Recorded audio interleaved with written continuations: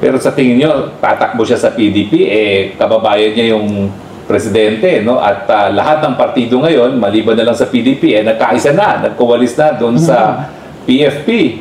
So bakit po sasama sa atin itong si Chavit Singson? Ako, mas gusto ko, ako lang mag-isa. Ako lang ang PDP. Magsialisa na kayong lahat, okay ako. Mas maganda para sa akin na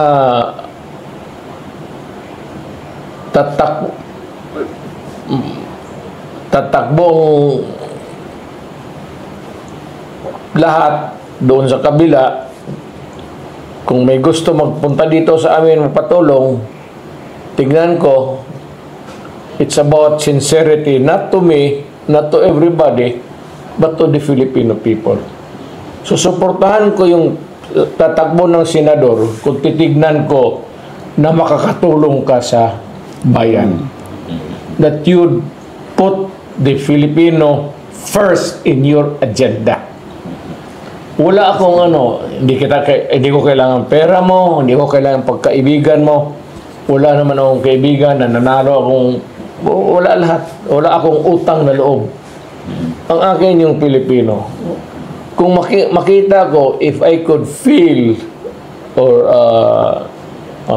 if I know that you are for the Filipino, taong Pilipino, yung tao talagang Pilipino, kisa mahirap o mayaman yung Pilipino.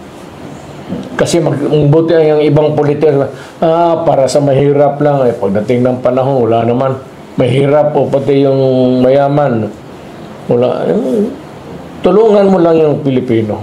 Ngayon, if you get a priority list of how to go about helping the Filipino, mas maligaya ako pag inuna mo yung talaga nangailangan ng tulong at ito yung masa.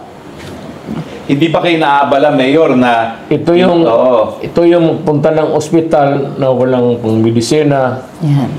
Ito yung punta ng ospital na walang pambayad sa ospital, pati hindi makabili ng mga antibiotics, gano'n. Mahal yan eh.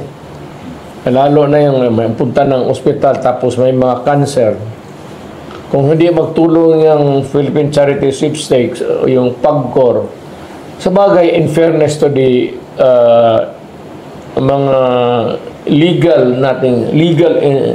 entities natin, yung who are into charitable endeavors, gumagana naman sila.